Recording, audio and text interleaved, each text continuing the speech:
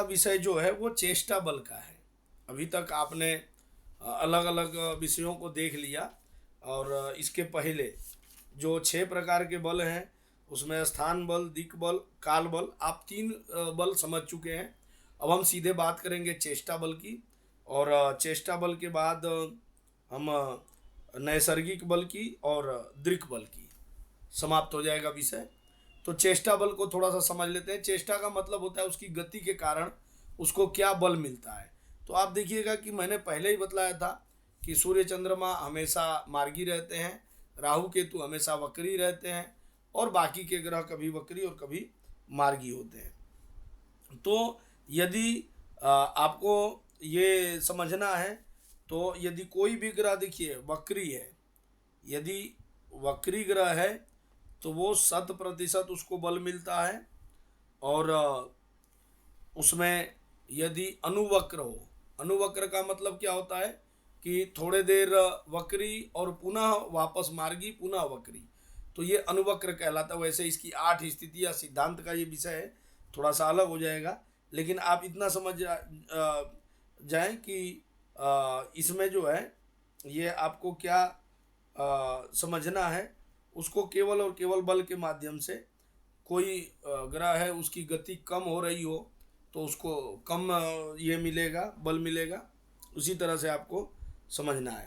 तो कोई भी ग्रह यदि मान लीजिए कि वक्री है तो 100% उसको बल मिलता है, और बाकी ग्रहों पर एक मोटा मोटा विचार किया जाता है कि ठीक है, उसकी गति यदि मान लीजिए कि सामान्य है तो सामान्य गति को 50%, और यदि गति उसकी तेज हो रही है तो 75% तक।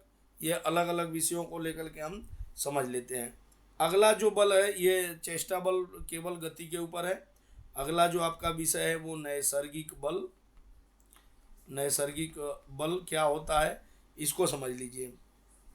तो नैसर्गिक कहते हैं स्वभाव से, स्वभाव से। तो स्वभाव से जो सबसे कौन कितना बलशाली है वो समझने के लिए आपको क्रम से ग्रहों का बल समझना होगा। तो सबसे पहले बलवान होता है कुंडली में सूर्य, इसको हमेशा 100% बलवान ये माना गया है। उसके थोड़ा सा कम बलवान होता है चंद्रमा, इनके प्रतिशत भी मैं लिख दूंगा। चंद्रमा के बाद जो क्रम आता है वो शुक्र का आता है। शुक्र से कम बलवान बृहस्पति माने गए हैं, और ये माने नहीं गए हैं, ज्योतिष के सिद्धांत ग्रंथों में ये बात है। इसके बाद से बुध का नंबर आता है, बुध के बाद मंगल आएंगे, मंगल के बाद शनि आएंगे। तो कुंडली में ये मान के चलिए कि सूर्य, चंद्रमा, शुक्र, बृहस्पति, बुध, मंगल और शनि, इस क्रम से ये बलवान होते हैं। सबसे ज़्यादा बलवान इसमें सूर्य होगा, उसके बाद से चंद्रमा होगा। अगर मान लीजिए कि सूर्य 100% बलवान है तो चंद्रमा को आप 90% मानेंगे, ठीक है ना। एक मोटा मोटी मैं उदाहरण बतला रहा हूँ। और फिर शुक्र महाराज जो है ये 75% के आंकड़े में आ जाएंगे, और बृहस्पति महाराज जो है वो 45% तक आ जाएंगे, है ना। और उसके बाद से ये आ जाएंगे आपके बुध जो है, ये बुध आ जाएंगे 30% तक, और मंगल आपके आ जाएंगे ये 30 के आसपास। इनको आप 27 से 30 समझिए, 30 से 27% तक ये माने जाएंगे। और शनि महाराज जो है टोटल 10% ये बलि मान सकते हैं इनको। ये स्वभाव से इतने ही बलि होते हैं, है ना। तो इनको इतना ही बल मिलता है। अब अंतिम जो आपका टॉपिक है दृक् बल, ये थोड़ा सा आपको समझ लेना आवश्यक है। दृक् बल, दृक् बल क्या है इसको देख लीजिए, समझ लीजिए।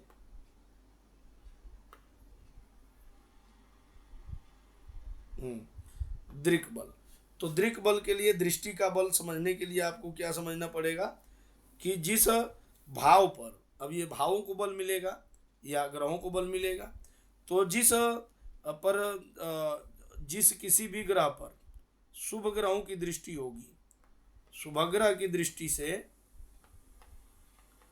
शुभग्रह की दृष्टि से युक्त होगा तो वो 100% बलशाली माना जाएगा, है ना। और मान लीजिए कि अब इनको ये देखना पड़ेगा कि भाई कितने डिग्री का डिफरेंस है इनके दृष्टि में। कोई 180 डिग्री से देख रहा है, 45 डिग्री से देख रहा है, 90 डिग्री से देख रहा है, वो थोड़ा सा, क्योंकि शनि की दृष्टि अलग है, मंगल की दृष्टि अलग है, बृहस्पति की दृष्टि अलग है, राहु केतु की दृष्टि अलग मानी गई है, तो उसको थोड़ा सा आपको समझना होगा।